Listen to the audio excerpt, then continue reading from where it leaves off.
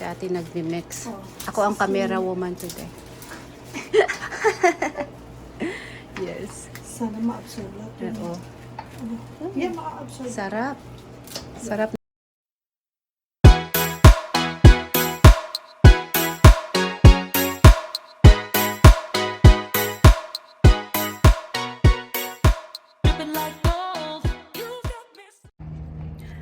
Good afternoon, guys. Welcome to my vlog, Film Life in America. So we're here today at Grace Community Church. I'm going to pick up my friend Ate Carmel because she's going back to Guam this Saturday. So we're gonna take her home in our house to cook lunch for her. So we're gonna go to Cebu City to get our ingredients. We're gonna make some pancit. So while we're waiting for her, I'm gonna tour you around here at Grace Church. My husband went to inside the seminary, master seminary. First of all, I'm gonna show you the flag. What do you call that? Like the flag. Is that it? For honoring to the Lord Jesus Christ for what He has done to this church at Grace. That's been good to us. It's been faithful to us for all this year, for what's happening during the pandemic. So I'm gonna show you the plaque of here at Grace Community Church right here. So I'm gonna show you what it says. Guys. So this is it, guys. So Pastor John MacArthur was mentioned this Sunday morning service, and they make this flag, whatever you call this, for the Lord. It says, to the glory of God for His faithfulness to Grace Church, to Grace Community Church in 2020 and 2021, because He has loved me, therefore I will protect him. I will set him securely on high, because he has known my name. He will call upon me, and I will answer him. I will be with him in his distress. I will rescue him and honor him. Amen. Glory be to God. Alright, guys, so that's it. That's what I'm on the honoring of the plaque for Jesus Christ. So here, this is the fountain area and the worship center right there. So my friend just arrived. We're gonna use her car. So she's looking for a parking. Today the fountain is not on. The water's not on. There's no water today. And my friend, she's still looking for a parking. So I'm gonna wait for her instead. And my husband, he's inside. Let's go inside. Where? Oh, sorry. So I'm here inside the library. Very nice library, guys. Big. So the wedding area here at Grace Community Church. My husband studied here for 4 years.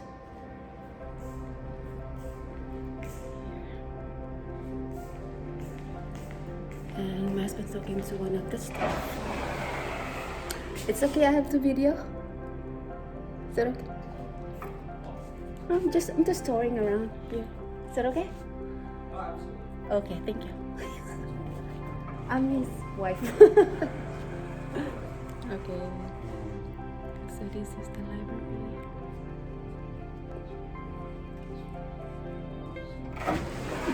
Thank you, guys. So that's it, guys. Just a tour. I'm going outside because my friend Carmel, she's here. Okay. So that's it, guys. That's the library, the Master Library Seminary. Alright, I'm still waiting for her. So I see you guys around. So guys, andito na si Ate Carmel. she's going back to Guam this Saturday. So probably this is my last day. I will see Ate. Well, I hope you can come with me. I hope so. Yeah. I would love to go with you in Guam. Pero ayaw ni Luis pumayag. My husband would not allow me to go with him. Yeah. So, what is it? Alright. Saan yung black? Dito. So, Ate want to see the plaque. Yes, because Pastor John mentioned the plaque Sunday morning. Oh, this one. So right here, it's very nice. Gold. Gold. Yan.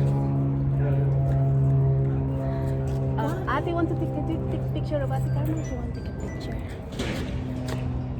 Yeah, take a picture of me, please. Yeah. So she want to take a picture with the plaque. Oh, that's so shiny. The sun so bright. Yes, that's it. And taking picture muna sila, guys. And also we're gonna tour you around here at the worship center. There was the office and the bookstore right over there. The bookstore right over there next to the office, guys. So taking picture muna sila. So later on, after this, we're gonna go to Cebu City. Ayan. Smile.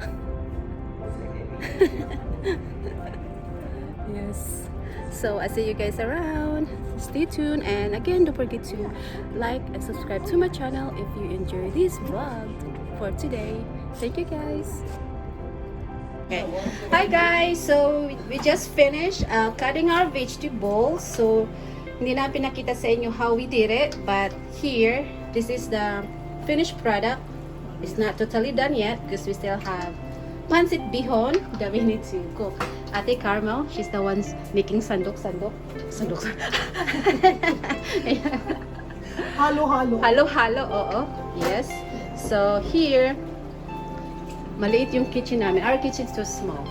And here, No, but it's so neat. yeah. You really keep it clean. And then we have the Pancit Canton here. It's been soaking. It's soaking now in the water. So it's getting soft right here. Pancit Bihon, and also we have Pancit Canton. We're gonna mix this with Bihon. Okay, guys. Okay. And then There's the yes, pancit. and we have paksiw here. That's our lunch for today. Ayan, it's campano chicken. I mean, fish. Campano fish. So that's it. So we're gonna wait. We're gonna cook this, and after a while, we're gonna Let it boil first. let it boil. I-boil ko na namin yung Boil. pancit, and then after the pancit is boiling and cook the vegetables, and we're gonna add the Remove the vegetables. yeah, we remove the vegetables, and then we're gonna add the pancit And Bihon. And Yes. the canton. And the canton as well. So thank you guys so much for watching, and papakita namin sa inyo. We're gonna show you after we done everything here in our cooking episode with Ate Carmel. So don't forget to like and subscribe to my channel, guys. Yes. So I see you guys later. Hi guys, welcome. So again, we're still here in the kitchen. So we're gonna cook our pancit bihon here sa boiling water, the sauce.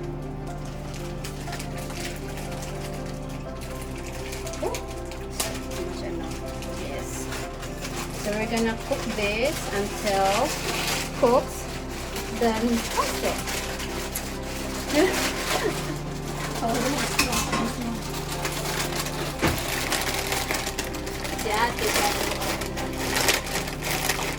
And this is our gulay. We separated to a different bowl.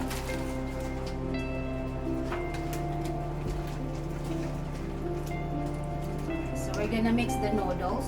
Ate, ilagay natin Pwede na, mamaya. mamaya-maya. Mamaya. Pagka lumambot lang na.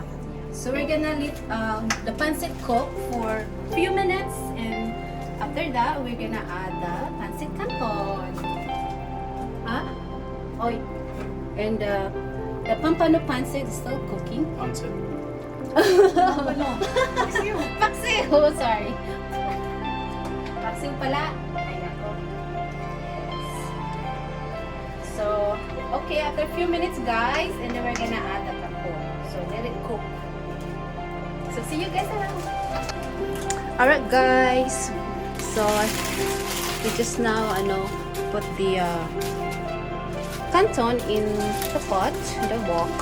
So we're gonna mix it and mix it. Yes. And my pancit is still cooking. Kaya ate. Videoin kita. Asan yung Here. So our yung pancit namin still looking good. Yes. Yan. Si ate nagmi-mix. Ako ang camera woman today. Yes. Sana ma-absorb. Oo. Yeah, ma-absorb. Sarap. Sarap ng pansit. So, yan guys yung pansit namin. So, mamaya guys, later on, we're gonna add our vegetables right here into the pansit. And then later on, guys, we're gonna make some dessert as well. So, I'm not gonna show you how I do it. It's just the pansit only. Yes. Hi guys, so now I'm making our dessert, mochi cake powder right here. So I'm making butter mochi. Yes, so I'm mixing all my ingredients right here on the bowl. So I already preheat my oven for 350 and I'm gonna cook my butter mochi for 1 hour. So I'll see you guys after I finish cooking my dessert. So here's my butter mochi. So I'm gonna mix everything here. Eggs, butter, sugar, vanilla extract, and baking powder, and mochi cake, and milk, and coconut milk. I also have shredded coconut, so I'm gonna put in here as well. So I'll see you guys after I cook my dessert. Don't be take me just here. Oh. Alright guys, so we're gonna mix all the ingredients here on the bowl, and then we're gonna transfer. Look at this, smells so good. Smell like coconut. So we put grated coconut, fresh grated coconut inside into the mochi cake, butter mochi.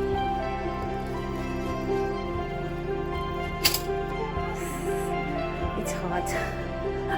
Stop videotaping me. Alright, so we're gonna mix everything here, and then we're gonna transfer here into the big glass. This is 9 by 13. So let's pour it and cook it for 1 hour. Look at that. Yes.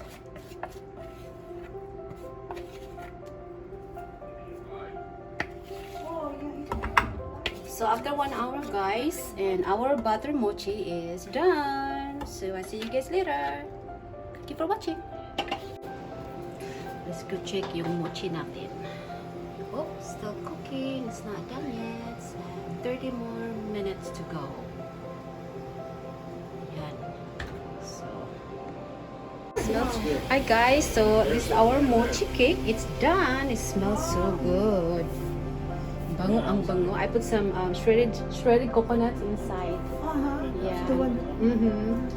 Delicious. Yes. Alright guys, so we're gonna eat now. Thank you so much for watching, and again, don't forget to like and subscribe to my channel. So here's our finished product ng Pancit Canton with Bihon. There it goes.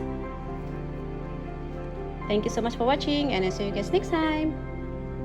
Bye for now.